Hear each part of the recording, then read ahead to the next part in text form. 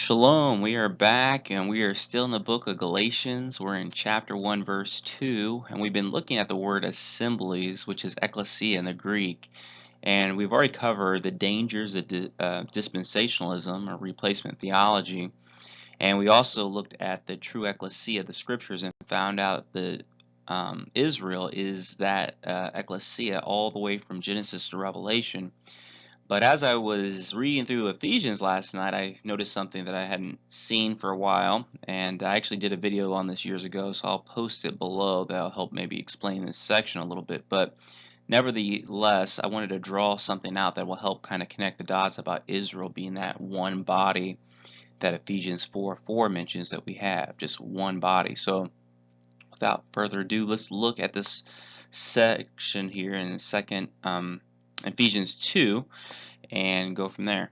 Therefore, remember that you, once Gentiles in the flesh, who are called the uncircumcision by what is called the circumcision made in the flesh by hands, that at that time you were without Messiah and excluded from the citizenship of Israel. And I want to really draw that out. That at that time the Gentiles were excluded from the citizenship of Israel.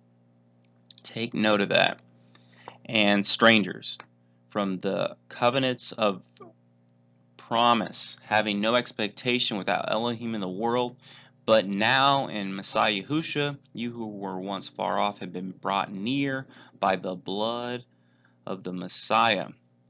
Skipping to verse 19. So then, you are no longer strangers, there's that word again, and foreigners, but fellow citizens.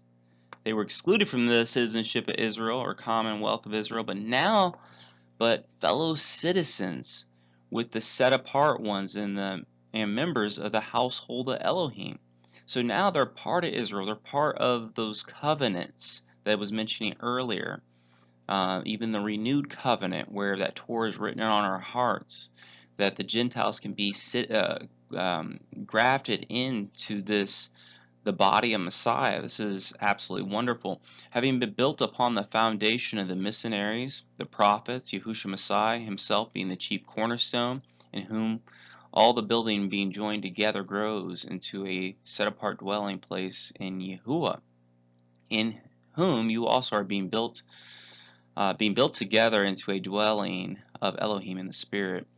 So this is that spiritual house that goes all the way back, that actually even goes back to the whole idea of the olive tree that we see throughout scriptures being referenced to Israel in Jeremiah chapter 11. But we also find out in that same chapter that some of the branches were broken off. And Hosea says that later on, if Israel repents and turns back, that they will spring forth a new branch of that olive tree. Well, in the book of Romans, that whole chapter deals with that very same thing, talking about even though the branches are broken off, that they can be grafted back in. And so Messiah, through him, there can be restoration of the northern house and southern house of Israel, and whosoever's want to join the set apart remnant, they can also be grafted into Israel, this olive tree. And it's so significant that they can become citizens of Israel. This is what we were talking about last time when we were looking at Galatians 6:16, where it talks about the Israel of Elohim. This is those who walk by that rule of the new creation, that in Yehusha Messiah and that renewed covenant written on our heart, we can actually walk out and keep Torah. So this is huge, and this is how we know that we know him, if we guard his commands. Shalom.